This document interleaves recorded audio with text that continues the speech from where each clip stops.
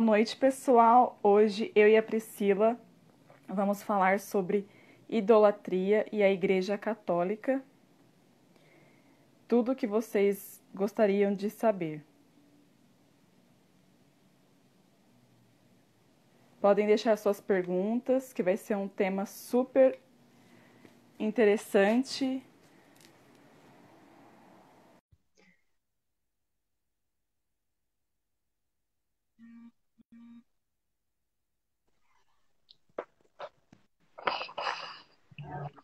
Oi, oi, oi. Oi, boa noite. Deixa eu só colocar aqui meus fones de ouvido.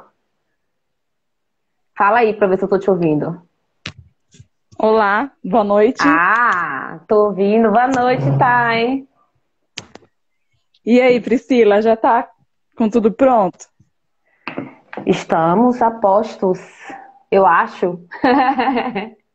Como é que você tá? Bem, e você?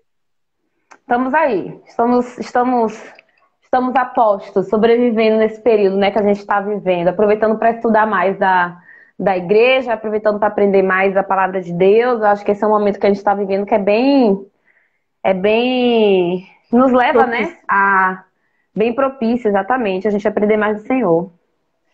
Gente, então eu trouxe a Priscila para a gente falar sobre um tema que é muito polêmico, tem muito espantalho, que é sobre a idolatria, né? Os católicos recebem muita acusação de que são idólatras, né? E tudo mais. Porém, não é bem assim, né? Então a Priscila vai trazer para a gente o que era a idolatria no contexto da igreja primitiva, de acordo com a patrística. A patrística, a Priscila vai explicar o que é, né, Priscila? Porque muitas pessoas Uhum. também não têm nem conhecimento da patrística, muitos católicos não sabem o que é a patrística, o que significa. Então, hoje a gente vai abordar todas essas questões. Então, Priscila, pode começar a explicar. Fica à vontade. Ó, a primeira coisa que eu gosto de falar, né, é que tanto eu como a Thaís, a gente veio de origem protestante, né? E eu, como uma boa ex-protestante, na época que eu me converti, um dos meus maiores medos, um dos meus maiores pavores era a idolatria, né? Uma das coisas que me afastavam da Igreja Católica era aquela sensação, era aquele aprendizado que eu tive de que a Igreja Católica era idólatra. Então, todas as imagens, todos os cultos de imagens, tudo aquilo representava idolatria. Oi, Cândida, seja bem-vinda. Então, é, quando eu comecei a estudar a história da igreja, né, através da patrística, e eu comecei a entender realmente o que é idolatria, eu tomei um susto. Porque eu percebi que aquilo que eu entendia como idolatria, que era baseado unicamente nas Sagradas Escrituras, né? Lá, baseado unicamente em Êxodo, quando eu descobri que a idolatria não é exatamente aquilo que eu interpretava quando eu lia as Sagradas Escrituras, porque as Sagradas Escrituras falam o quê? Não construireis para vós imagens de esculturas, né? Porque todo aquele que adora imagens que são esculturas, cujos olhos tem olhos, mas não veem, tem nariz, mas não cheiram, tem boca, mas não falam, né? Não se movem. Então eu falava, bom, o único lugar no meio cristão que eu conheço que faz isso é a Igreja Católica. Então pronto, bastava ter uma imagem para eu falar não. Quem nunca, né? Idolatria? Quem nunca, né? Todo ex-protestante passou por isso, tem que Sim. reconhecer. Então, quando eu comecei a estudar a história da igreja e eu comecei a descobrir o que realmente era idolatria, né? E eu descobri que a idolatria não necessariamente está atrelada à imagem. A imagem em si, só a imagem, ela não caracteriza uma idolatria. O que caracteriza a idolatria é tudo aquilo que você coloca no lugar de Deus, inclusive a imagem. Então, se aquela imagem está no lugar de Deus, se ela representa um Deus, então você tem idolatria. Mas vamos começar do começo, né? Eu gosto Sim. de começar de apresentar as fontes e apresentar aquilo que a gente quer mostrar, né? Principalmente para os católicos que estão aqui, né? Participando dessa live. Para saber responder, porque muitos são, né, questionados e eles não sabem explicar, eles não, não tem argumentos. Então é necessário a gente conhecer a nossa fé para a gente dar a razão dela a quem perguntar. É. Uma das coisas que eu percebi quando eu me converti, né? Quando eu me converti, comecei a estudar a patrística, comecei a estudar a história da igreja, comecei a ter contato com o paganismo grego, egípcio, comecei a entender o que era idolatria. Foi uma coisa que eu percebi foi que o católico, de forma geral, ele sabe que a imagem que ele tem na igreja, Nossa Senhora, Santa Teresa d'Ávila, São José, enfim, todos os santos que nós temos lá, os anjos, né, a imagem dos anjos, eles sabem que aquilo não é uma idolatria, mas ele não sabe explicar por que que não é uma idolatria. Então eu percebo que existe uma certa falha de catequese dos católicos, entendeu? Você não saber explicar por que você não é idólatra, né? O católico geralmente não sabe explicar por que ele não é idólatra. Então, por isso que essa live é tão importante, né? Sim. Quer falar mais alguma coisa? Não, pode começar explicando o que é patrística e qual que era o contexto da idolatria. Okay. Ó, eu vou falando e você me corta, tá? Porque, gente, eu falo, se deixar, eu ligo a metralhadora e vou embora. Bom, olha... diga. Não, e eu sou jornalista, eu tenho a questão mais de deixar a pessoa falar. E eu ficar quieta, ótimo. Então, mas pode ficar à vontade. Ok. Gente, vamos lá. Patrística. A patrística, né, é uma série de documentos, né, de cartas, de livros que foram sendo descobertos ao longo da história dos primeiros cristãos que viveram nas primeiras eras cristãs. Então, geralmente, a patrística, ela abrange, esses documentos abrangem do século I ao século VIII, né? Eles abrangem do século I ao século VIII. Um dos motivos pelos quais eu me converti ao catolicismo foi exatamente ter começado a estudar a patrística e ter descoberto aí a origem da minha fé, né? Porque eu só tinha Bíblia quando eu era protestante, eu não tinha mais nada. E quando eu comecei a estudar a patrística, eu descobri que os apóstolos tiveram discípulos, né? E esses discípulos também tiveram discípulos, né? Eu descobri que a igreja teve bispos desde o seu início, né? Teve padres, teve sacerdotes, teve monges. Hierarquia, né? Exatamente, tinha uma hierarquia e que isso tudo compunha o Santo Magistério da Igreja. Então, assim, eu entrei mesmo dentro desse universo porque eu queria saber a origem das doutrinas cristãs, né? Para além da Bíblia, porque a Bíblia, ela tá toda a revelação divina ali. Mas e como que a gente interpreta essa Bíblia? Como que a igreja interpreta as doutrinas, né? A revelação que está contida ali no Novo Testamento e no Velho Testamento? Foi isso que os pais da igreja fizeram pra gente. Eles interpretaram essa revelação que está contida ali nas Sagradas Escrituras ao longo do tempo. Porque muita gente acha que a doutrina da igreja é assim, ela tem que estar escrita em um parágrafo, né? Mas não foi assim que a igreja desenvolveu a doutrina cristã, né? A igreja desenvolveu a doutrina cristã ao longo dos anos, ao longo dos séculos, dentro de muitos debates, né? Com esse santo magistério da igreja que ia surgindo um após o outro e ia complementando o que o anterior ia começando a desenvolver acerca da doutrina cristã. Um exemplo disso é a Santíssima Trindade. A Santíssima Trindade só foi estabelecida como dogma de fé, se eu não me engano, por volta do século VIII. Se tiver alguém aí que saiba certinho a data, coloca aí pra gente ver. Então, por quê? Porque a igreja passou anos debatendo. Jesus é consubstancial a Deus, o Espírito Santo é consubstancial a Jesus e a Deus. Então, né, a doutrina da igreja ela não se desenvolveu assim, né, de uma hora para outra. Inclusive, um dogma que a maioria dos cristãos aceitam, né? Não, a Santíssima Trindade ela é aceita por todos os cristãos, pelo menos aqui, né? No Brasil, eu falo do Brasil, todos os cristãos aceitam o dogma da Santíssima Trindade. Os adventistas não. Os testemunhas de Jeová não. Testemunhas de Jeová, a gente entra naquele negócio que a gente, quando era, né, os próprios protestantes meio que exclui, né? Então a gente tem umas denominações que a própria bota assim, né? Bom, mas pode então, continuar. gente... então, olha só, o livro principal que eu vou usar aqui hoje, né, são as cartas, na verdade não, são as cartas que foram escritas pelos padres apologetas da igreja. Esses viveram entre o século I e o século II, tá?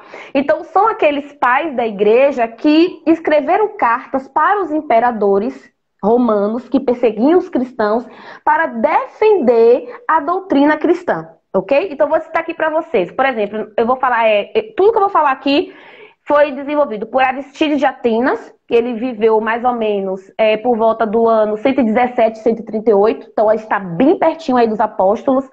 Ele escreveu uma apologia ao imperador Adriano, em um período de grande perseguição aos cristãos, então era muita perseguição verbal, muita difamação, muita calúnia, né? É um período que o cristianismo ainda é nascente, né? Então a gente tem ali os apóstolos que acabaram de morrer, acabaram de ser levados, e aí nós temos os discípulos dos apóstolos tomando lugar na sucessão apostólica. Alguém falou ali, os adventistas da Santa Trindade. Então, eu me enganei. Ela corrigiu. Então, nós temos Aristídeos de Atena, que vai escrever essas apologias em defesa da doutrina cristã para o imperador Adriano. Nós temos Taciano Sírio, que escreveu suas apologias entre os anos 170 a 172 depois de Cristo, né? Ele foi convertido ao cristianismo e ele foi discípulo de São Justino Marte, que também está na patrística, né?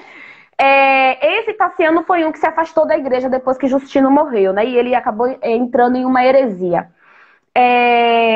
Mas enquanto ele era discípulo de Justino, ele escreveu algumas obras em defesa da fé. Temos Atenágoras de Atenas, que foi um grego filósofo convertido também ao cristianismo, e ele escreveu uma petição em favor dos cristãos e sobre a ressurreição dos mortos, né? Aí por volta de 177 depois de Cristo. E temos Teófilo de Antioquia, que foi o último apologista de renome do século II. Ele foi o 6º bispo da cidade de Antioquia, depois dos apóstolos. Também escreveu aí aproximadamente no ano 169 e 170. Então você vê que a gente vai estar falando aqui, né, de um período bem início mesmo da era cristã. Então, gente, olha só. Aristídeos, né, quando ele escreve a carta dele, então, tudo que eu tô falando aqui, gente, são documentos, tá? Que são originais, que são autênticos, que todos os historiadores, né, mesmo aqueles historiadores seculares, reconhecem, certo? A gente não está falando de nenhuma obra estranha, né? Então, todos os seminários católicos no mundo estudam a patrística, conhecem a patrística, toda a nossa doutrina, a nossa fé vem de muitas das doutrinas que eles desenvolveram. Então, assim, estamos falando de coisas autênticas, né? De coisas que são, assim, consagradas realmente pela fé.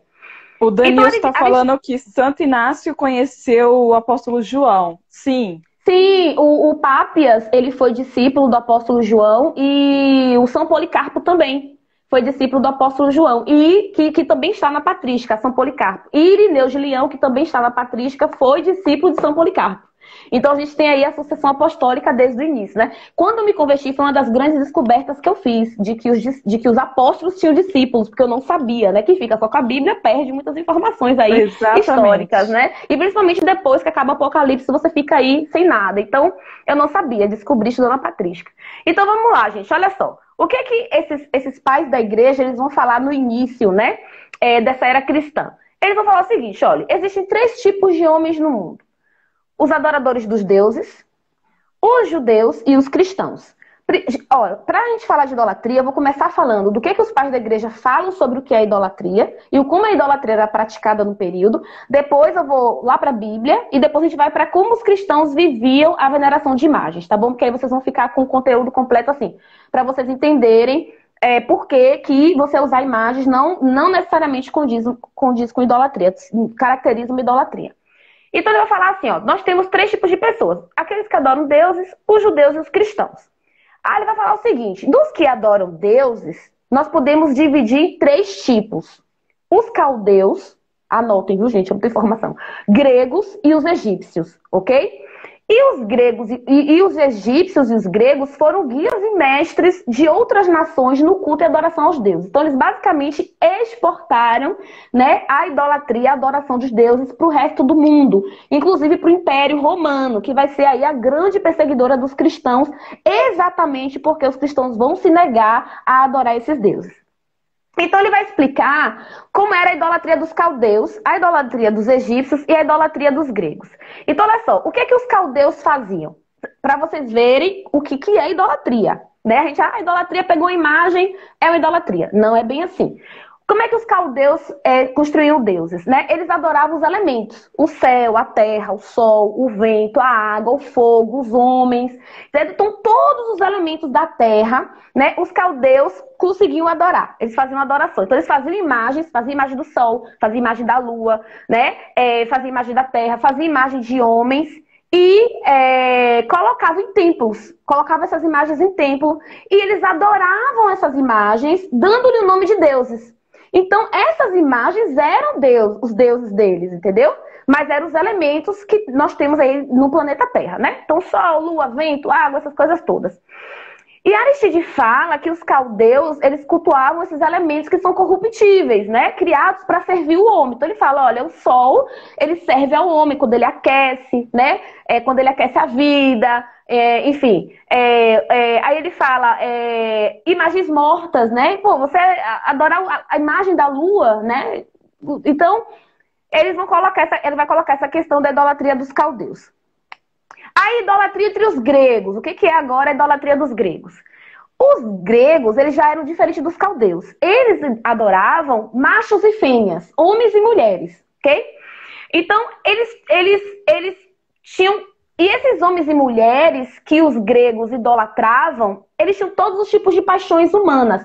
Eles foram adúlteros, eles foram assassinos, foram coléricos, foram invejosos, foram rancorosos, foram feiticeiros, foram loucos. Alguns desses deuses morriam, outros fugiam, outros eram degolados. Vou dar um exemplo. O primeiro deus que nós temos conhecimento na idolatria grega era Cronos, né? Qual era a característica de adoração? Da adoração. Os gregos sacrificavam para Cronos os seus próprios filhos. Então, Cronos era o senhor do tempo. E os gregos que adoravam a Cronos sacrificavam seus filhos para o deus Cronos. Outro deus, Zeus, tá? Foi o segundo deus aí mais famoso entre os gregos. Ele era considerado o deus de todos os deuses. E ele tomava a forma de animais para seduzir as mulheres mortais. Então Zeus vinha à Terra, tinha relações com mulheres comuns, e dessas relações nasceram muitos filhos. Aí ele vai dar um exemplo. Héracles é um deus grego, Apolo é um deus grego, Perseu é um deus grego. E esses deuses, eles eram deuses e homens, porque eles são fruto de um deus com um ser humano. Aí ele dá o exemplo de um outro deus, Asclépio, né? Asclépio era médico, era um deus que era médico, tinha o poder de curar, né? Mas esse deus Asclépio foi fulminado, foi assassinado por Zeus. Então, assim, os deuses gregos, eles eram humanos, eles tinham origem humanas e eles tinham todas as paixões que um homem comum tem. Sentiam raiva, entendeu? Amavam, cometiam todo tipo de barbárie, assassinavam, né? Eram mortos, eram mortais. Então essa era a característica dos deuses gregos. E inspirado pelos deuses, os gregos imitavam todo tipo de imundície. Tá? Por exemplo, Cronos... Foi Cronos? Peraí, vou passar aqui pra frente. Teve um aqui que dormiu com a própria irmã. Não. E aí ele teve filhos. Então os gregos faziam isso também, entendeu? Eles faziam a mesma coisa que os deuses faziam. Bom, gregos. Caldeus adoravam os elementos. Os gregos adoravam homens, semideuses. E os egípcios.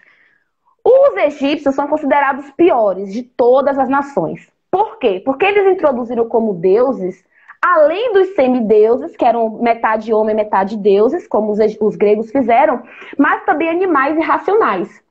Então eles adoravam ovelhas, bodes, bezerros, porcos, gaviões, gatos, cães, macacos, serpente. Então até árvores e plantas eram adorados como deuses pelos egípcios, tá? Exemplo, um deus egípcio muito famoso era Osíris, que era considerado o deus das forças vegetais. Ele tinha a imagem do grão da terra, então ele era considerado o deus dos mortos. Era o deus que garantia a sobrevivência humana no mundo subterrâneo. Só que Osíris foi degolado. Morreu. Nossa. Entendeu? Então, cada um tinha uma história. Uma outra deusa egípcia muito famosa era Ísis, que era adorada como mãe universal. Ela era a deusa mais popular do paganismo egípcio, por assim falar, né? E aí Aristides vai falar o seguinte: fazendo imagem deles e divinizando ídolos surdos, ídolos insensíveis, eles veem seus deuses que foram feitos com pedra, com madeira, né? Por obra de mãos de homens, mas não compreendem que esses deuses não existem. Então, gente, quando eu comecei a ler a patrística, e eu comecei a ver que deuses esquisitos. Olha, gente, eu tô pulando muita coisa, mas assim, eles contam a origem de cada deus. Quem era filho de quem dormiu com quem matou quem. Pra você entender entender, é uma bagunça, é uma confusão. Para vocês terem uma ideia, né? Os deuses gregos egípcios, eles não possuíam uma natureza única, né? Eles brigavam entre si. Os deuses disputavam entre si. E todos esses deuses, eles eram cruéis. Por exemplo, Zeus, ele dormiu com a própria filha e a filha engravidou dele. Ele foi alimentado por uma cabra e matou e esfolou a própria cabra que dormiu com Zeus, que alimentou Zeus, para poder fazer uma vestimenta. Isso tem a ver, isso é mitologia grega, Cândida. Eu tô falando para você dos deuses gregos, entendeu? É esses mesmo aí, é a mitologia que a gente conhece, Zeus, Cronos, Perseu, que você vê filme, né? Que a gente vê filme. É esses deuses que eu tô falando para vocês. Só que eu tô falando para vocês que é realidade. E mais tarde os pais da igreja vai justamente responder, né? Rebater, né? Todos esses... Sim, vamos chegar lá. Eles vão rebater. Eles estão contando o que é essa idolatria, que foi onde eu entendi realmente o que é idolatria, entendeu? Então, olha só, aí a gente vê nos filmes, né? Zeus, Pégasus, Cronos, só vê as partes bonitinhas. Mas aqui não, aqui eles vão dizer realmente o que era, quem era Zeus. Zeus dormiu com a própria filha, engravidou, e a filha engravidou dele. Zeus matou a cabra que alimentou ele com leite para fazer roupa. Né? Zeus era adúltero, ele casou com a própria irmã, certo? Cronos era comedor de crianças. Então muitas crianças e jovens eram sacrificados para Cronos, porque Cronos era comedor de crianças. Dionísio, deus Dionísio, ele era embriagado e ele era louco, era doido, né? Cronos comia os próprios filhos, né? Cronos vinha à terra, dormia com as mulheres mortais, as mulheres pariam, mas alguns ele matava, ele comia os próprios filhos dele. Então, as práticas que se realizavam no culto dos deuses e as imoralidades que eram cometidas eram exatamente aquelas que era comum os deuses praticar. Então, por exemplo, era muito comum que nesses templos, onde esses deuses eram adorados como Deus, como divindade, né, era muito comum que as mulheres se prostituíssem, os maridos davam essas mulheres como prostitutas no templo, sacrificavam seus próprios filhos, crianças eram levadas para o templo, para locais específicos, para serem violentadas sexualmente, estou falando de pedofilia mesmo, acontecia isso, né? Pais dormiam com filhos, andrógenos iam para lá, então assim, era uma suruba muito louca mesmo como rolava, né? Isso, Cronos comia seus filhos para eles não os matar no futuro. Esses detalhes eu não lembro, assim, né, não entrei, mas com certeza rolava deles se matarem uns aos outros para eles não serem mortos, né, os próprios deuses, porque eles não eram imortais. E para vocês terem uma ideia, gente, não é só que tinha um deus que tinha uma imagem e que havia sacerdotisa. Esses deuses tinham profetas, tinham sacerdotes, certo? Tinha histórias de criação do mundo, né? Como que Cronos criou o mundo, como o homem foi criado. Então existia toda uma teologia, né? E existia toda uma teologia, né? Em cima da história desses deuses. Então eles eram realmente deuses, né? O Zeus, por exemplo, morava no Monte Ida. Né? O Monte Olimpo era a casa de vários deuses. Tinham vários deuses que moravam no Monte Olimpo. Então a gente está falando assim, realmente, quando eu comecei a ler Padres Apologistas, foi que eu realmente entendi. Foi que eu realmente entendi o que era idolatria. Né? E por que Moisés, lá em Êxodo, vai dizer para não fazer imagens de escultura, para não adorar imagens que tem olhos, mas não veem, nariz, mas não cheiram, boca, mas não falam. Porque, gente, a idolatria naquele período era idolatria mesmo. A gente está falando de templo, de sacrifício, né? Eram feitas libações, não? O povo, eles sacrificavam homens e animais para esses deuses. Idolatria é sacrifício, não é você ter uma imagem, é você fazer um rito, um ato de sacrifício mesmo. Um ato de adoração.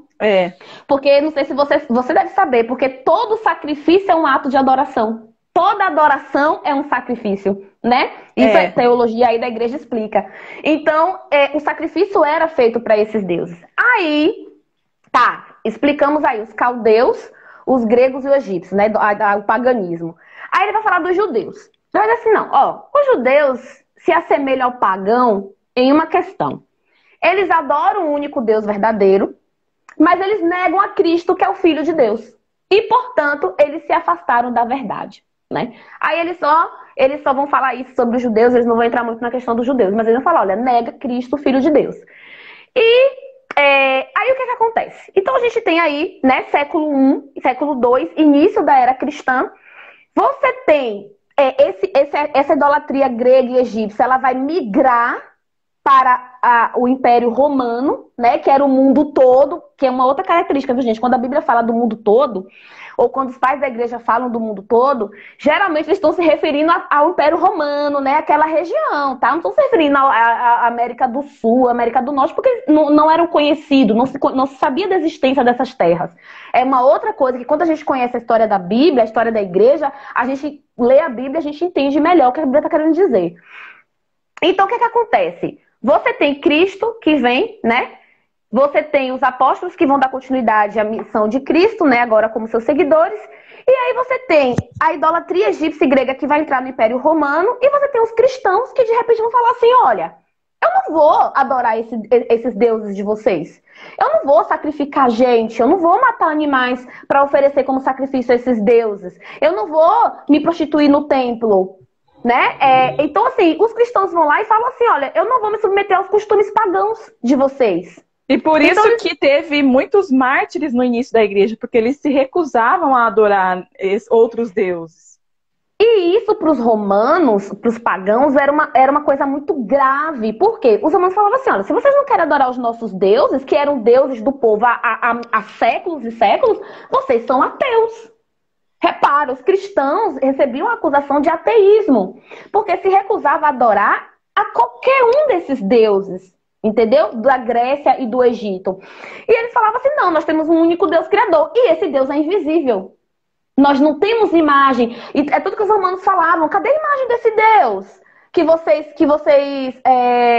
dizem que vocês creem e tal. Não tinha, porque esse Deus é imaterial, ele é invisível, ele não é substância, ele não é matéria, ele é espírito, né? Então, isso começa a causar uma revolução no meio dos povos do Império Romano, porque isso vai quebrar com tudo aquilo que dava... As cartas do apóstolo Paulo aos romanos era para a igreja em Roma? Sim. Com certeza, Denilson, ele está perguntando ali. Então eles falavam assim, nós não vamos adorar esses deuses e fazer as mesmas coisas más que vocês fazem. Porque realmente a coisa era pesada, eram abominações que eram causadas, né? Então o Vitor está perguntando, Deus é imaterial, invisível, até aí não tinha imagens, né? Sim. A partir do momento que Cristo... mas a partir do momento que Cristo encarna... mas a partir do momento que Cristo muda encarna... a história. Aí muda. Muda a história. Vamos lá, vocês estão indo pra frente. Vamos lá, vamos chegar aí nesse ponto. Então, gente, olha só. Essas eram as representações de homens, de imagens, que os padres apologistas vão chamar de representação de homens mortos. Que vão chamar de falsos deuses. Que vão chamar de falsos ídolos, entendeu? Porque os pagãos faziam isso. Eles compravam as imagens, montavam os altares, adoravam com todo o aparato de sacrifício humano e de animal, né? Fazia libações para adorá-los como deuses. Então, por isso que nós temos aí uma idolatria, ok? Vamos ver aqui. Deixa eu assim. Pronto. Então, a gente tem aí os primeiros pais da igreja falando sobre isso. Aí, andando um pouquinho mais para frente, ou no mesmo período, a gente tem Justino de Roma, entre 132 e 165. Você está vendo que eu estou falando, todo mundo está mais ou menos ali no mesmo período, né? Que é essa época das perseguições aos cristãos. Por quê? Principalmente porque os cristãos se negavam a idolatrar esses deuses, esses falsos deuses, né? Que são os deuses da Grécia e do Egito. Sim. Justino de Roma, gente, foi um mártir da igreja e ele é considerado o melhor apologista do século II. Ele também deixou suas apologias em defesa aí da doutrina cristã e ele vai falar sobre a idolatria. Ele foi discípulo do apóstolo Paulo, João? Justino? Justino, acho que não. Justino, não. Justino foi discípulo de alguém, mas eu não lembro mais agora assim, de quem foi, porque é tanta gente. Não lembro, não. Mas eu sei que ele foi o mártir da igreja, né? E é um dos melhores apologistas da igreja. Aí o que é que Justino vai fazer? Ele vai escrever suas obras e vai dizer, vocês querem saber de uma coisa? Os ídolos aí, esses deuses falsos que vocês adoram, Cronos, Zeus, Osíris, Ísis, etc. É tudo demônio.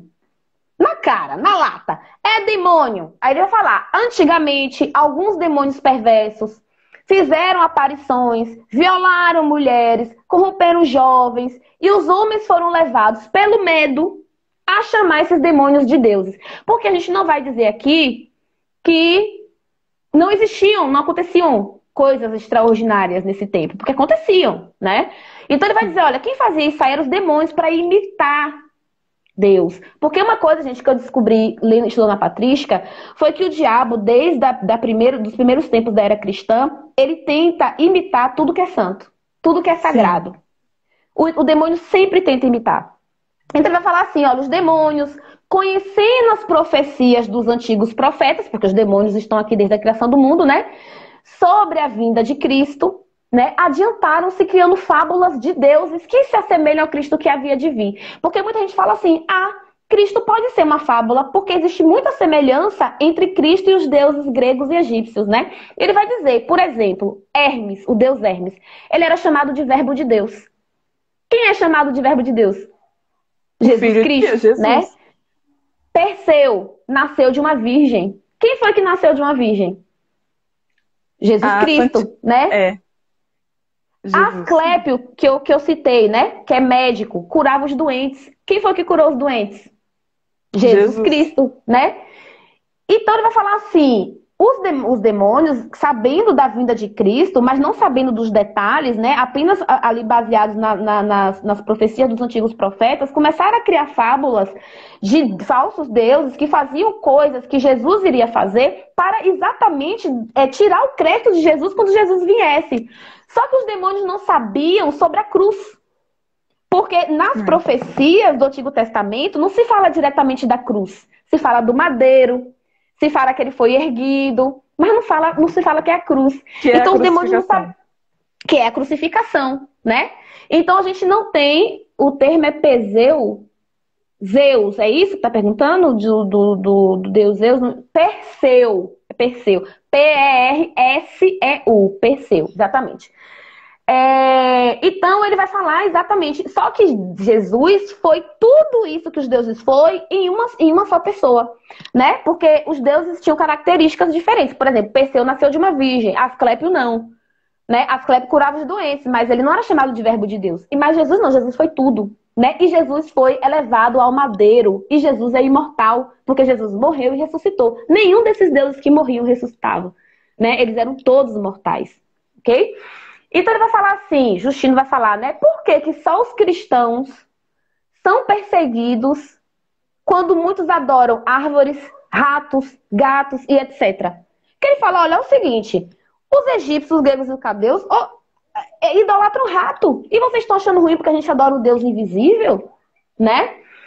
E além disso, os deuses egípcios, o Senado romano, gente, isso aí eu descobri ali na patrística. O Senado romano, ele podia declarar uma pessoa ou imperador Deus.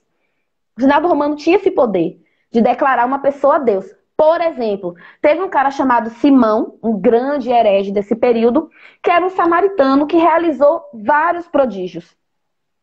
Aí fazia prodígios mágicos, né? Lá em Roma, na cidade de Roma, né?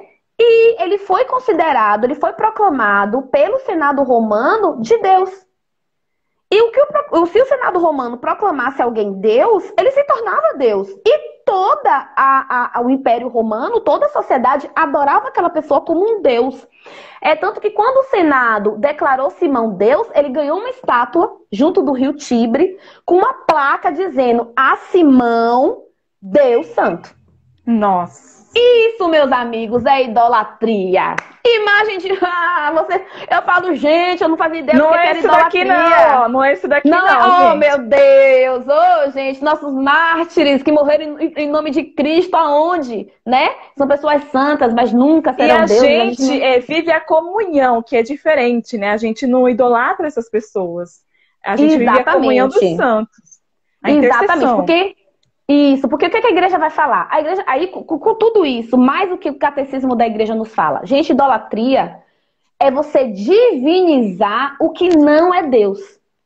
A idolatria não está necessariamente atrelada ao uso de imagem, né?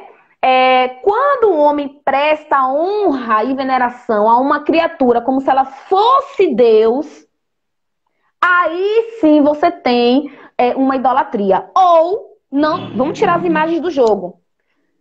Poder, paixão marido, pelo poder, filho, marido, emprego, prazer, antepassados, Estado, dinheiro, marxista, comunista, que idolatra o Estado. É idolatria. Dinheiro, corpo. A gente vive hoje uma época de idolatria ao corpo. Tudo que você coloca em primeiro lugar na sua vida, pode ter certeza que é idolatria, né? Então não é só o uso de imagens que você adora como se fosse um Deus, mas também tudo aquilo que você coloca no lugar de Deus. E Deus manda fazer imagem. No mesmo livro que ele proíbe as imagens, ele manda fazer imagem. Então Deus, ele não se contradiz. E vamos lá, exatamente. Aí vamos lá pro Êxodo. Êxodo 20 vai falar assim, olha, não farás para ti imagem esculpida, né? Não faz de nada. Aí é tudo aquilo que a gente já conhece. Tem boca, mas não fala, não. Bom, Moisés faz isso, né?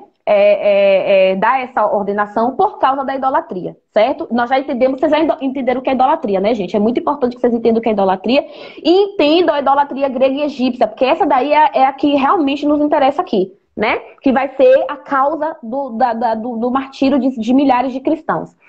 Então, olha só, o mandamento divino, ele proibia toda a representação de Deus por mão do homem.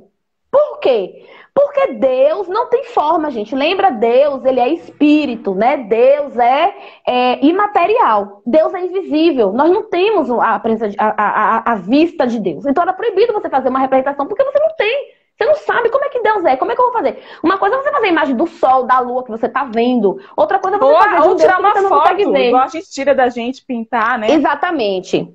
Aí eu falava assim, tá vendo aí? É idolatria, porque a Igreja Católica tem imagem, tem isso, tem aquilo outro. Mas aí, e era uma coisa que eu ficava realmente em dúvida, era assim, desde o Antigo Testamento, ao mesmo tempo que Deus diz a Moisés, proíbe que faça imagem e adore imagem como se ele fosse Deus, porque há um só Deus, Deus é ciumento. Deus não dá a honra que é devida a ele a outros deuses. Não é verdade? Então, olha só. O homem foi criado, a imagem e semelhança de Deus. Mas é que Deus assumiu a nossa natureza e a imagem e semelhança é no sentido de vontade, liberdade e inteligência. Exatamente, tá, gente? Não é de forma humana, não. Bom, vamos lá, vamos manter aqui. Então, Deus... Só que assim, desde o Antigo Testamento, Deus vai ordenar e vai permitir o uso de imagens. Ao mesmo tempo que ele fala assim, não use... né, imagem de escultura, não faça imagem de nada que há no céu. Nem florzinha podia fazer imagem, viu? Essas imagens que vocês têm aí de florzinha, essas esculturazinhas, não pode não, viu, irmão? Tem que jogar tudo no lixo. Se é só fotografia, imagem, né? A televisão também tem imagem. Nada, né? Se é pra ser negócio, é negócio. Mas vamos lá entender o que é. Bom, então, só que Deus, ele vai instituir o uso de imagens que conduzisse a salvação operada pelo Verbo encarnado. Por exemplo, a serpente de bronze. Né? Quando Deus manda Moisés fazer uma serpente de bronze e as pessoas que chegassem à frente da serpente seriam curadas. Tá lá, gente, em Números 21. Em João 3 também vocês vão achar referência à serpente de bronze. Aí eu falava, gente, como é que Deus fala que não pode fazer imagem de animal e ele manda fazer a imagem de uma serpente? Aí depois ele faz a Arca da Aliança. A Arca da Aliança, gente, tem 2 querubins. E eu falava, gente, mas não pode fazer imagem nem no que tem no céu. Tá lá em Êxodo. Eu falava, como é que Deus agora manda fazer uma imagem? Manda fazer uma arca com a imagem, com a escultura de 2 querubins. Então, tá lá em Êxodo, viu, gente? 25. E em 1 Reis também faz citação a imagens de querubins. Então, eu ficava sem entender como é que assim, Deus se contradiz, né? Não é possível. Então quando eu comecei a entender que, na verdade... aí repare, não podia fazer imagem, né? Mas Deus manda fazer imagem. Quando é que a gente vai ver Moisés dizendo que o povo se tornou idólatra? Quando ele desce do Monte Sinai com os 10 testamentos, né? Com os 10 mandamentos, ele desce do Monte Sinai. E o povo, achando que Moisés tinha morrido, mandou fazer um bezerro de ouro. E o povo chamou o bezerro de ouro de Deus. E o povo sacrificou para o bezerro de ouro. Quando o povo faz isso, Deus fala, desce. Desce porque o povo está sacrificando para um bezerro de ouro, como se o bezerro de ouro fosse Deus. Aí você tem idolatria. Mas quando o povo olha para a imagem da serpente e é curado, você não tem idolatria. Porque a serpente, ela tinha um objetivo, ela tinha uma função, né? Os querubins em cima da arca eram ornamentais, certo? E o povo sabia que os querubins não eram deuses, não se sacrificava para os querubins, não se adorava os querubins como se eles fossem deuses. Ou quando Pedro enxugava o seu suor com o paninho, né? E o paninho dele era passado, Nem né? isso não era idolatria. Não era, porque ninguém pegava o pano e, ave pano, entendeu? O pano... Não diviniza, mágico, né? Não divinizava, não existia, né, a divinização dessas imagens, ok? E aí é o seguinte, quando foi que o uso de imagens, que até então não era permitido, porque Deus não tem aparência, tornou-se fundamento para a utilização de imagens? Na economia divina, na economia cristã, na economia de Deus. Quando Jesus se encarna como verbo. Então, quando Jesus se encarna, ele toma a forma humana. Ele nasce de Maria e ele ganha forma, ele ganha aparência. Quando ele ganha aparência, agora eu posso ter uma imagem de Jesus, porque Jesus tomou forma humana, entendeu? Eu não podia fazer de Deus, porque Deus é invisível, mas quando Jesus, que é o próprio Deus, se encarna, eu posso fazer imagem de Jesus. Você faz imagem, né? Ele se materializa. Exatamente. E aí a gente pode fazer um ícone de Jesus, gente, que atenção! O que é idolatria e o que a gente faz com a imagem de Jesus, né? A imagem de Jesus é Jesus? Não. Né? É igual uma fotografia, não é você. Exatamente, não é Jesus, ninguém fica adorando a imagem, né, um crucifixo que tem Jesus crucificado, não. São João Damasceno, aproximadamente ali 720 depois de Cristo, no século 8, tá, gente, já falando 2000 anos praticamente lá atrás, né, quase 2000 anos lá atrás, ele vai dizer o seguinte, antigamente Deus, que não tem corpo nem aparência, não podia, em absoluto, ser representado por uma imagem. Mas agora que ele se mostrou em carne e viveu com os homens, eu posso fazer uma imagem daquilo que eu vi de Deus. O que a gente viu de Deus? Jesus. E Jesus é o quê? Marcelo falou ali muito bem. Jesus é a imagem do Pai. Entenderam? Gente, é incrível. Aí... São Basílio, em 370, vou voltar lá atrás agora, 370, e São Tomás de Aquino, eles vão falar o seguinte, quando a igreja hoje usa uma imagem, né, quando ela coloca uma imagem dos santos, dos anjos, né, da Virgem Maria, ou do próprio Cristo, a honra prestada a essa imagem, ela se dirige a quem essa imagem representa, e não a imagem em si mesma. Porque lembra que eu falei que uma das características da idolatria era você sacrificar para a idolatria, era você ter sacerdotes, profetas, aquela imagem era considerada um deus. E na economia agora de imagens do cristianismo, você não tem nenhuma dessas características, né? Você tem as imagens que representam os santos, que estão na igreja triunfante, né? Que são exemplo da imagem de Jesus, né? A imagem material, carnal, humana, que nos aproxima de Deus. Nós temos a imagem de Maria, que foi, né, a grande mãe de Cristo, que a gente não adora, né? Quando a gente olha para Maria, a gente pede uma intercessão para ela, a gente não está pedindo para a imagem, a gente está falando com Maria. Temos os anjos e todos eles nos remetem a quem? A Cristo, né? Toda a iconografia cristã... Porque a gente venera na vida deles o que tem de Cristo neles.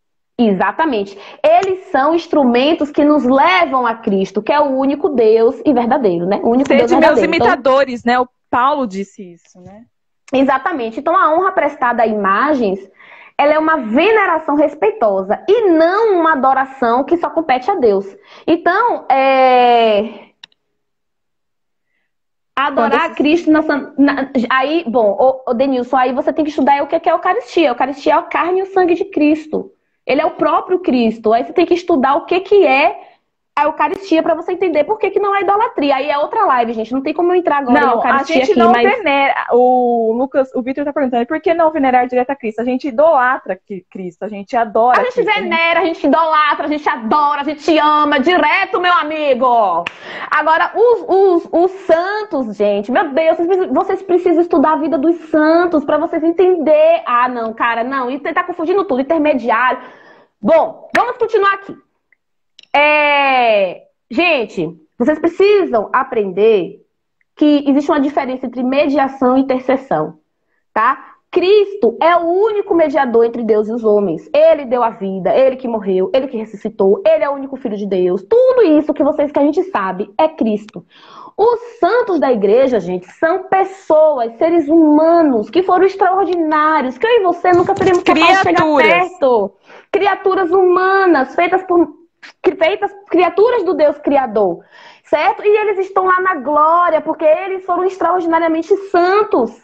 E eles estão na igreja triunfante, porque a igreja católica tem igreja triunfante. E essa igreja triunfante que está lá na glória, lá no céu, junto de Deus, está intercedendo por nós. Uma vez no corpo de Cristo, sempre no corpo de Cristo. Então, e a intercessão, você também pede intercessão para o amigo, para o pastor. Exatamente. É o mesmo tipo de intercessão que a gente faz aqui, eles fazem lá. Só que eles vão usar os méritos que eles alcançaram aqui na Terra, né, para interceder pela gente. Porque a oração de um justo pode muito em seus efeitos. Em seus efeitos. E eles continuam sendo justos, né? Deus fala, eu não sou Deus de mortos, eu sou Deus de vivos. Quando você morre, gente, você não fica morto. Sua alma vai para onde? Para o céu, né? Bom, então, continuando aqui. Aí, o que acontece? Nós temos o período da iconoclastia, que é uma heresia que vai surgir aí por volta do século 6, 7, vai ficar até o século 9, que é a heresia dos quebradores de imagem, por assim falar, né? Foi um movimento político-religioso contra a veneração de ícones e imagens religiosas que surgiu no Império Bizantino e perdurou aí até por volta do século 9, né? Os iconoclastas, eles acreditavam que as imagens sacras gente, qual é o objetivo de uma imagem sacra? É nos elevar a Deus, é nos aproximar de Deus, através de todas as características físicas que a igreja tem, tá? Quando nós pedimos intercessão, por exemplo, a um santo, a Virgem Maria, a São José, a São Paulo, né? Enfim, a Santa Isabel, a gente está recorrendo à comunhão dos santos. Certo? Então, vocês precisam entender o que é a igreja, o que é o corpo místico da igreja e o que é o corpo físico da igreja. Precisam entender essa questão. Não dá para ficar entrando, porque senão a gente não vai acabar lá. Vai fugir do tema também, né? Então, olha só. Os iconoclastas acreditavam que as imagens sacras, né, que é o que nós temos, eles eram ídolos. E que a veneração era, por consequência, idolatria, né? E os iconoclastas, pra vocês terem uma ideia, eles perseguiram centenas de monges, centenas de mosteiros que faziam imagens, e eles assassinaram os monges de todas as formas que vocês imaginarem. Os iconoclastas chegavam a pegar a barba dos monges e jogar óleo quente, sabe? Então, e muitos desses monges depois foram, como é que fala? Quando é levado a santo, gente, esqueci a palavra. Foram levados a santos, né? Estão lá na presença do Senhor intercedendo por causa dessas perseguições. E a origem da iconoclastia foi o monofisismo. O que é o monofisismo? Foi uma heresia que foi combatida no Concílio de Calcedônia em 451, quer dizer, isso foi bem no início da era cristã, né? Que nega a natureza humana de Cristo. Aceita somente a natureza divina. Então, os monofisistas falavam assim, não, Jesus nasceu, mas Jesus não tem natureza humana, só tem natureza divina. Se ele só tem natureza divina, ele não pode ser representado. Tem muita heresia na igreja, os cátaros mesmo, que condenavam a matéria, mas a partir do momento que Cristo assume a matéria, digamos que ele batizou a matéria. Então não é mais um problema.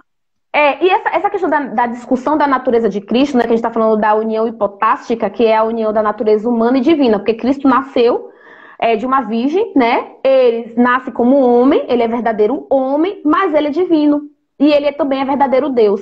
Então, o monofisismo negava a natureza humana de Cristo, dizia que Deus era só divino. E daí vai surgir, gente, centenas de heresias. Vai surgir a heresia ariana, que vai dizer que Como é que vai dizer que Jesus e Cristo eram pessoas diferentes? Então, Nestorianismo. Exatamente. A igreja ela passou diversos anos se reunindo para discutir a questão das duas naturezas de Cristo. É por isso que eu falo, nenhuma doutrina que a gente crê hoje, inclusive doutrinas que estão na igreja protestante, foram ali esse versículo da Bíblia. Então, não, entendeu? Levaram anos de debates. E geralmente esses debates surgiam por causa das heresias. Sim. Entendeu? Então, hoje, na atualidade, por exemplo, quem são os maiores iconoclastas da atualidade? Para vocês verem, quando alguém fala contra os ícones da igreja, ela está cometendo uma heresia que já existiu e já foi combatida lá no século V. Não tem nada de novo debaixo do sol. Não tem nada de novo. Às vezes as pessoas vêm achando assim que descobriram a roda e vêm com as acusações contra a igreja que Irineu de Leão, em 180, já combateu. E quando eu leio, eu falo, meu Deus do céu, gente, eu vejo isso aqui acontecendo hoje. Só muda o nome, só muda o nome. Só muda o nome, exatamente. Então esse monofisismo que negava a natureza humana de Cristo, ele foi negado, ele foi condenado pelo concílio da igreja em 451. Os monofisistas foram excomungados da igreja, assim como os iconoclastas, depois de muito vai e volta, também foram excomungados. A igreja se reuniu, o maior defensor das imagens foi São João Damasceno, né? Lá em 720, que vai explicar toda a economia das imagens, né? Vai dizer essa questão que agora por que a gente pode representar Jesus em forma de imagem, assim como os anjos dos santos. E hoje os maiores iconoclastas, que são esses que negam, né? Que acham que quando vocês veneram um ícone, você está cometendo idolatria, que não tem nada a ver, que eu já expliquei para vocês o que é idolatria, são os muçulmanos. Inclusive, a iconoclastia lá vai surgir porque o Império Bizantino fazia limite com o território muçulmano, e os muçulmanos são iconoclastas até hoje, eles não aceitam imagens, e os protestantes, né? Que até hoje são iconoclastas também. Porque a pessoa também faz uma imagem mental, cada um faz e elabora na sua imaginação Deus, né, Cristo, mesmo que não tenha, né, uma imagem para olhar. Então, às vezes, eles acusam a gente de uma coisa que eles fazem mentalmente. Então, gente, olha só, vamos para a história da igreja, né? E a igreja, ela tinha imagem, né? Como é que ela se relacionava com isso? Primeiro, nós temos registros das comunidades cristãs primitivas, né? E especialmente nas catacumbas, que estão lá no solo subterrâneo de Roma, da cidade de Roma. Quando vocês entram nas catacumbas dos primeiros cristãos, esses que foram martirizados, nós temos lá imagens pintadas de Jesus, temos imagens pintadas de Maria, temos iconografias como peixe, temos ícones, temos peixe, cenas bíblicas, representação de santos, representação de anjos. Então, a pessoa que fala assim, não, a igreja comete idolatria quando ela está venerando a imagem, então, meu filho, o negócio já decaiu lá com os apóstolos. Do início. Porque desde o início, até a oração aos santos, né, aos mártires, tinham registro, né, nas catacumbas. Tinha registro nas catacumbas. Inclusive, quando os cristãos eram assassinados lá pelos imperadores romanos, quando eles eram martirizados, os cristãos lutavam para pegar os restos mortais desses santos, para poder venerar. Irineu de Leão dá vários exemplos. Santo Agostinho dá exemplo, né? São Policarpo mesmo. E por que a igreja venera as relíquias? Porque a gente crê na ressurreição dos corpos. A gente está aguardando que primeiro lugar, a gente tem referências bíblicas para isso, né? Nós temos Eliseu, né? Nós temos o caso os ossos de Eliseu estavam no lugar, jogaram um morto em cima dos ossos de Eliseu, o morto ressuscitou. Né? A gente tem a questão, por exemplo, dos panos do suor, né? Com o suor de Paulo, né? Que também curavam, mesmo que Paulo não estivesse no ambiente. Então a igreja, desde o início, ela sempre teve a tradição de resguardar os corpos dos santos, e eles veneravam os corpos dos santos não como deuses, mas como imitadores de Cristo. Eu acho que alguém vai falar aqui, quer ver aqui? São Policarpo, gente, discípulo do apóstolo João. É só isso. São Policarpo foi só isso. Olha o que ele vai falar. Só isso. Ele vai falar, inclusive São Policarpo depois foi martirizado, né? Ele vai falar, nós adoramos Cristo, qual Filho de Deus. Quanto aos mártires, nós os amamos, quais discípulos e imitadores do Senhor. o que é justo por causa de sua incomparável devoção por seu rei e por seu mestre, que era Jesus Cristo. Possamos também nós sermos companheiros e condiscípulos seus. Cara, quando São Policarpo falou isso, valeu! Oh, São Policarpo, rogai por mim, porque o Senhor está na glória, o Senhor está aí do lado de Cristo, do lado de Deus, intercedendo, né? Até hoje, se possível, você morreria 1000 vezes, grande imitador de Cristo, né? Então, ele fala isso. E ele fala isso, gente, discípulo do apóstolo João, né? Então, desde o início, os cristãos, eles guardavam os restos mortais desses... Primeiro, e outra coisa, os restos mortais desses mártires faziam milagres. Curava doentes. Exatamente. Porque o poder do Espírito Santo que habitava nesses grandes homens mantinha os seus restos mortais ainda com essa capacidade de fazer milagre. E não são os santos que fazem nada. Tudo que eles fazem é Cristo que faz através deles. Cristo, exatamente. Eles não têm nenhum poder. Eles não têm nenhum poder. Nenhum. Não. São homens, né? Grandes homens santos, homens de Deus, mas não são deuses, né? Então, vocês não veem a igreja fazendo um sacrifício, matando criança, nem adulto, nem sacerdote ali para aquele santo. Não existe isso. Não, o santo é uma pessoa santa, realmente. Mas muito mais a gente adora o Deus que está nele. A gente venera, aliás. Outro hábito também que os cristãos primitivos tinham era de ir para o túmulo dos santos. Aí no túmulo dos santos, desses grandes santos que foram martirizados, eles faziam a liturgia. Eles comungavam, recebiam a Eucaristia no túmulo dos santos, faziam as reuniões. Então, assim, desde o início da era cristã, você tem um relacionamento da igreja com os santos da igreja muito forte, desse entendimento de que esses santos estavam na igreja triunfante, né? Que a gente chama de igreja triunfante, na glória do Senhor, intercedendo por nós. Inclusive, teve um santo que eu não lembro agora o nome, que quando ele foi ser martirizado, Santa Teresinha de Jesus. Ela fala, não choreis por mim, porque eu estou indo para a glória. E lá eu continuarei, e serei ainda mais fervorosa na minha intercessão por vocês. Então é esse entendimento que a gente tem de que quando você morre, a sua alma não fica morta, não fica dormindo. Tudo isso, gente, é heresia que a igreja já combateu. Porque Deus não é Deus de mortos. E a alma é. Exatamente. E outra coisa, as pessoas nesse período, elas eram analfabetas, as pessoas não sabiam ler, gente. Às vezes eu vejo a pessoa falando assim, porque só lê escritura, meu filho. As pessoas começaram, a maioria dos cristãos, a maioria nunca leu a Bíblia porque não sabia ler. Isso é uma coisa da modernidade. Uma outra coisa que o povo fala, que a primeira pessoa que interpretou, que traduziu a Bíblia foi Lutero. Isso é uma grande mentira. A primeira pessoa que traduziu a Bíblia foi São Jerônimo, né? Que traduziu pro latim. Só que o povo não sabia ler, então não adianta. Você pode traduzir a Bíblia, gente, pro português, para o que for, pra língua que for, pra língua indígena. Se o povo não sabe ler, não adianta traduzir a Bíblia. Mas a Bíblia foi traduzida, tá? Por São Jerônimo, tá, gente? Católico, santo católico. Não foi Lutero o primeiro, não, tá? E também a Bíblia alemã foi traduzida por outros padres também. Não foi Lutero, por outros padres. Sim, exatamente. Bom, então as pessoas, elas eram analfabetas, né, certo? E elas não conseguiam ler Sagradas Escrituras, elas muito menos entender Sagradas Escrituras. E nem tinha um exemplar para cada pessoa. Não, não existia máquina de tipografia, isso não existia imprensa. Então, assim, demorava muitos anos para você copiar uma Bíblia inteira, né? Eram os monges que faziam isso linha por linha, letra por letra. Então, assim, a Bíblia não era um livro que você tinha à disposição, cada um tinha o seu. A sua escritura é a maior besteira que... Enfim, vamos continuar aqui.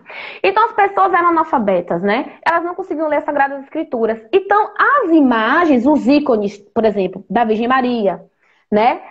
Dos anjos, de São José, enfim, dos santos, faziam as pessoas entenderem, compreender o verdadeiro caminho. Porque, por exemplo, quando a pessoa olhava para a imagem da Virgem Maria, ela lembrava, ela sabia que ela ouvia na liturgia, ela ouvia na missa, e ela lembrava, não, essa daqui é a Virgem Maria, ela foi a mãe de Jesus, ela engravidou pelo Espírito Santo, era didático. Ela recebeu... Era didático. Os templos também eram construídos nessa intenção. Exatamente, sempre para As combater essa questão vitrais, as pinturas, porque ilustravam as passagens bíblicas. Então era Quando uma você vê, forma por da igreja exemplo, quando você catequizar. vê, exatamente, quando você via, por exemplo, aqueles vitrais que tem a Paixão de Cristo, né? Como as pessoas não sabiam ler e você não tinha Ou Sagrada eu vou Escritura ter para que todo encerrar, mundo. tá? Ah, Falando. Gente, a gente pode continuar se vocês tiverem algumas perguntas. dá uns 13 minutinhos, ver se alguém manda pergunta, mas não sei. Mas assim, foi muito bom falar com você, Thaisa. Esse assunto sempre rende. Tchau. Tchau!